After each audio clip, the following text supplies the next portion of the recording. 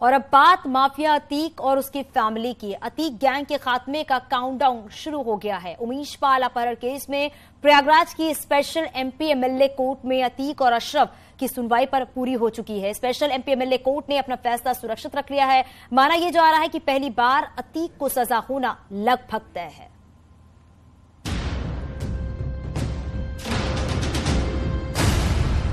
Atiq gang के खात्मे का काउंटडाउन।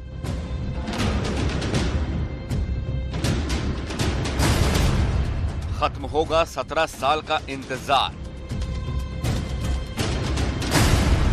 सुनवाई पूरी, अब है सजा की बारी। पहली बार अतीक को हो सकती है सजा। अतीक अहमद गैंग को मिट्टी में मिलाने की उल्टी गिनती शुरू हो चुकी है। दरअसल उमेश पाल अपहरण केस में प्रयागराज की स्पेशल एमपी एमएलए कोर्ट में अतीक और अशरफ की सुनवाई पूरी हो गई। इस मामले में सुनवाई पूरी होने के बाद स्पेशल एमपी एमएलए कोर्ट ने अपना फैसला सुरक्षित रख लिया। कोर्ट इस केस में 28 मार्च को अपना फैसला सुनाएगा। उमेश पाल अपहरण मामले में माफिया अतीक अहमद और अशरफ को सजा मिलना तय माना जा रहा है। अगर कोर्ट इस मामले में दोषी करार देता है तो दोनों भाइयों को पहली बार किसी मुकदमे में सजा मिलेगी। इसी मुकदमे की सुनवाई से लौटते वक्त 24 फरवरी को उमेश पाल की हत्या कर दी गई। हालांकि हत्या से पहले इस केस में उमेश पाल की गवाही हो चुकी थी। दरअसल साल 2006 में बीएसपी विधायक राजू पाल मर्डर केस के गवाह उमेश पाल का अपहरण हुआ था। अपहरण केस में गवाही न देने के लिए उमेश पाल से जबरन हलफनामा ले लिया गया था। इस मामले में उमेश पाल ने साल 2007 में अपने अपहरण का मुकदमा दर्ज कराया था, जिसमें अतीक अहमद और उसके भाई अशरफ के खिलाफ केस दर्ज कराया था। आरोप है कि अतीक के इशारे पर उसके गुर्गों ने उमेश का अपहरण किया था। इलाहाबाद हाईकोर्ट ने 16 मार्च तक केस की सुनवाई पूरी करने का निर्देश दिया था। पिछले कुछ दिनों तक वकीलों की हड़ताल की वजह से शुक्रवार को सुनवाई पूरी हुई। पहेली बने अतीक के नाबालिग बेटे। 23 दिन से लापता हैं अतीक के बेटे। उमेश पाल हत्याकांड के बाद से ही डॉन अतीक अहमद के 2 नाबालिग बेटों का अब तक कोई सुराग नहीं मिला है। मामले में प्रयागराज की सीजेएम कोर्ट ने पुलिस से फिर रिपोर्ट तलब की है। प्रयागराज की सीजेएम कोर्ट में शुक्रवार को सुनवाई के दौरान अतीक अहमद के 2 नाबालिग बेटों के लापता होने के रहस्य से पर्दा नहीं उठ सका। पुलिस ने सीजेएम कोर्ट में रिपोर्ट दाखिल नहीं की, जिसके बाद कोर्ट ने एक बार फिर पुलिस से दोबारा रिपोर्ट तलब की और पुलिस से कहा है कि वो साफ तौर पर ये बताए कि आखिरकार अतीक के नाबालिग बेटों को कहां रखा है। वहीं अब 20 मार्च को एक बार फिर से इस मामले पर सुनवाई होगी।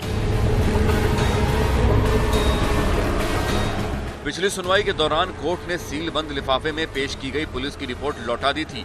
कोर्ट में पुलिस की तरफ से कहा गया था कि नाबालिग बेटों के पिता अतीक अहमद माफिया हैं और मां शाइस्ता परवीन फरार है। ऐसे में परिवार की दुश्मनी से इनकार नहीं किया जा सकता।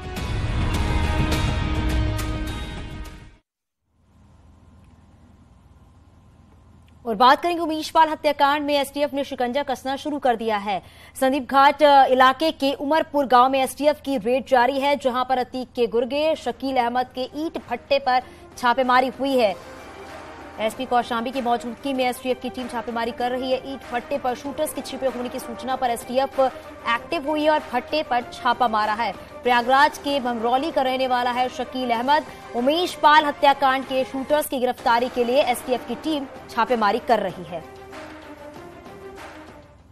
वैसे तो आपने लोगों में काम करने का अलग अलग जुनून देखा होगा। आज हम आपको रुड़की के जलवीर की कहानी बताने जा रहे हैं, जो गंग नहर में डूबते लोगों की जान बचाने के लिए खुद की जान दांव पर लगा देते हैं।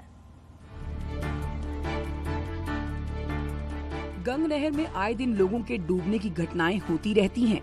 वहीं सोलानी पाक में झुग्गी झोपड़ी में रहने वाला युवक मोनू का परिवार पिछले कई सालों से गंग नहर में डूबने वाले लोगों और जानवरों की जान बचा रहा है। वो इस काम को निस्वार्थ भाव से कर रहे हैं। दरअसल पहले मोनू के पिता विजय गंग नहर में डूबते लोगों का सहारा बनते थे। वो अब बुजुर्ग हो गए हैं, इसलिए उन्होंने इस काम को अपने बेटे मोनू को सौंप दिया है।